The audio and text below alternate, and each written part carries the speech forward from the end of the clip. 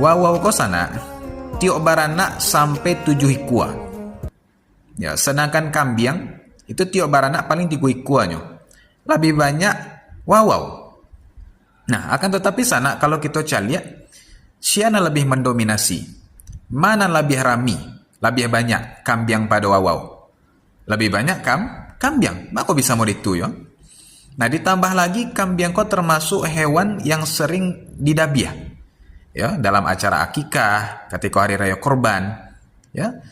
Jadi seharusnya logikanya populasi kambing kok lebih seketek daripada wawau. Tapi kok wawau kok kayaknya lebih seketek daripada kambing.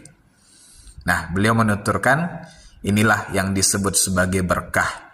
Kok kambing kok bisa lebih banyak, lebih mendominasi pada wawau. Dek karena kambing kok sana, ya kalau hari lah sanjo, nyo masuk ke kandang.